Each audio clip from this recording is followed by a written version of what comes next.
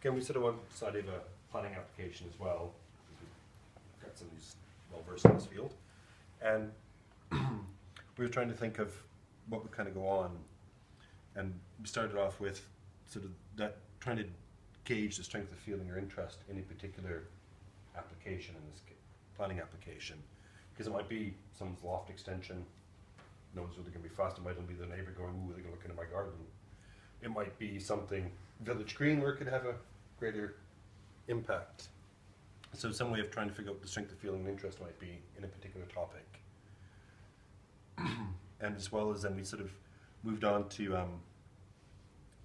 trying to understand what the big issue is and going from there. And we, as we went through it, we started realizing how much would be involved in something as simple as this.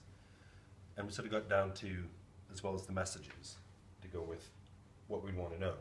So the strength of feeling and interest in a particular topic, and how the messages, whether it's a council broadcast message, is it a community broadcasting a message, but the interpretation and getting who's going to be the intermediaries within the discussions, and how to provide the feedback between the discussions that are going on between people.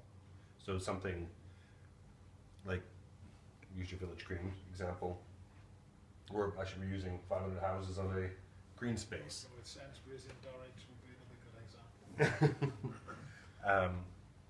Of how to go through the process and what's involved in it. And it's, you know, there's political aspect, there's the political side of it, there's the emotional side, you know, what can be influenced from those people, will it end up in, you know, paralysis because there's too many conflicting interests, and is it something that can be appealed?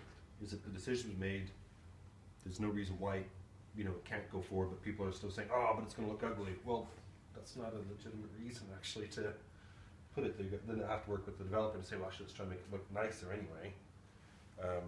So it's these sorts of things to going on and trying to capture that information and understand how those conversations work in the digital space.